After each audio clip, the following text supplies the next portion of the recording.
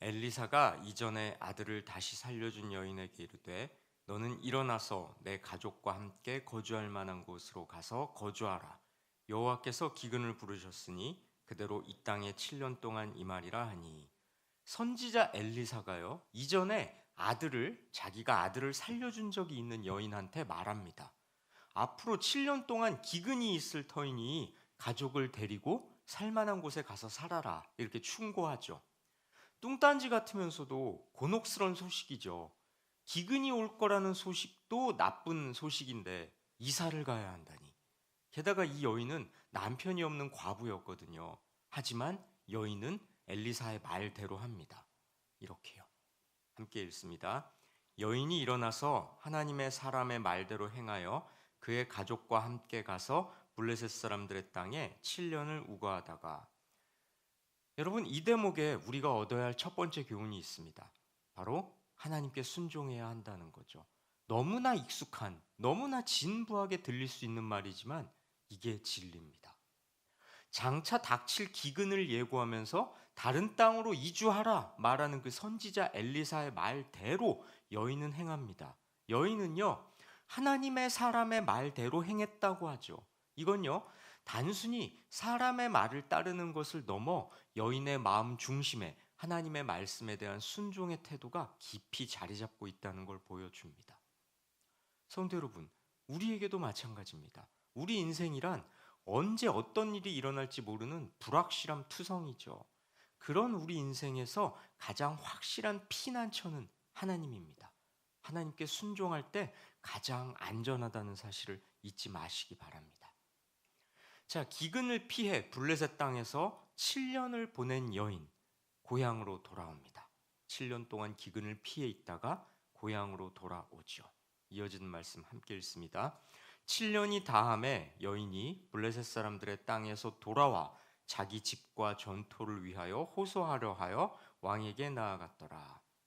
고향으로 돌아온 여인, 자기 집과 땅을 달라고 호소하려고 왕 앞에 나갑니다.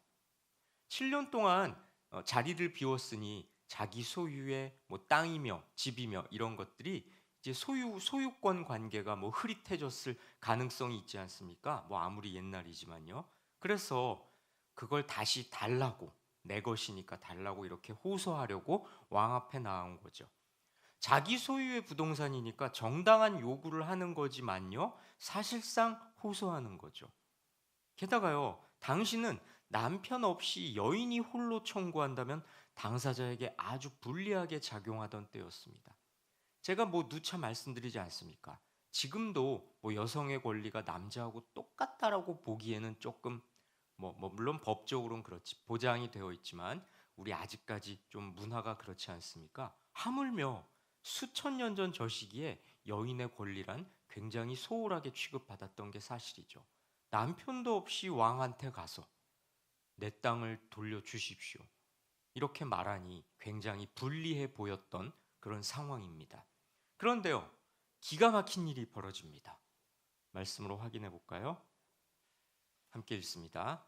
때에 왕이 하나님의 사람의 사환 게하시와 서로 말하여 이르되 너는 엘리사가 행한 모든 큰 일을 내게 설명하라 하니 게하시가 곧 엘리사가 죽은 자를 다시 살린 일을 왕에게 이야기할 때에 그 다시 살린 아이의 어머니가 자기 집과 전토를 위하여 왕에게 호소하는지라 게하시가 이르되 내 주 왕이여 이는 그 여인이요 저는 그의 아들이니 곧 엘리사가 다시 살린 자니이다 하니라.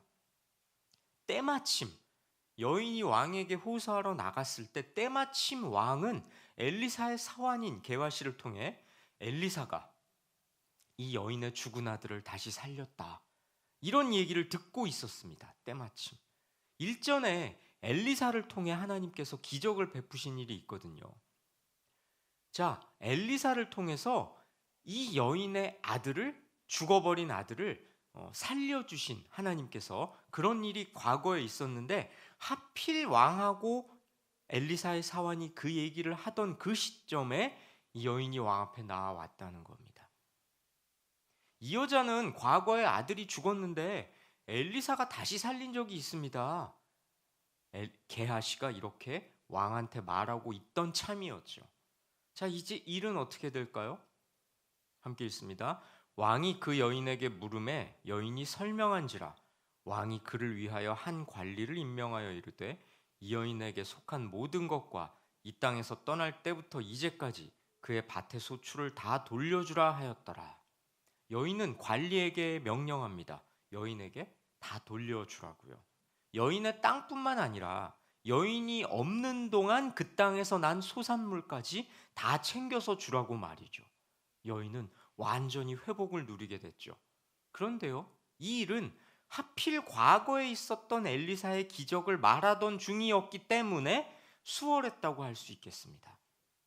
여인이 자기의 소유를 수월하게 되찾을 수 있었던 건 그 덕분이라고 할 수 있다는 거죠. 잘 짜인 각본처럼 사건들이 여인에게 유리하도록 절묘한 순간에 일어났습니다. 이건 하나님이 이 모든 상황을 연출하셨기 때문일 겁니다.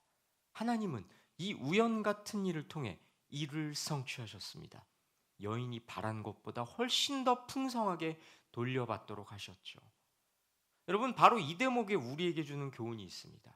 하나님께서는 당신이 예비하신 때에 일하신다는 겁니다. 여인이 왕에게 나아갔을 때 마침 게하시는 왕에게 고하는 중이었습니다. 성도 여러분, 우연처럼 보이는 일상 가운데 하나님은 섭리하고 계십니다. 그러니 우리는 그때를 기다릴 수 있는 인내심과 영적인 분별력을 갖춰야 합니다. 게다가요, 하나님께서는 우리가 이해하기 힘든 방식으로도 인도하시고 구원하시고 역사하시고 도와주시는 분입니다.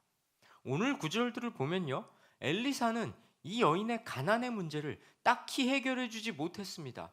그럼에도 여인이 7년 만에 돌아오듯이 하나님을 떠나지 않고 세상에 동화되지 않고 하나님을 여전히 신뢰하고 하나님을 의탁하는 자를 하나님께서는 끝내는 돌보시고 그 7년간도 돌보셨다는 사실을 깨닫게 하실 겁니다. 성도 여러분, 이 점을 명심하시기 바랍니다. 하나님은 우리의 생각을 초월하시는 분입니다. 그 하나님을 믿고 신뢰하며 하나님만 섬길 때 오늘 본문의 여인이 그랬던 것처럼 우리가 보지 못하는 것을 보게 하시고 기대했던 것보다 더 큰 응답으로 하늘에서 상급으로 주실 겁니다. 우리 인생을 당신 뜻에 맞게 연출하시는 하나님께 우리 삶을 전적으로 의지할 때, 그리고 하나님 뜻에 순종할 때 하나님께서 도와주시고 은혜를 베푸시고 마침내 들어갈 하늘나라의 일원이 되게 하실 겁니다.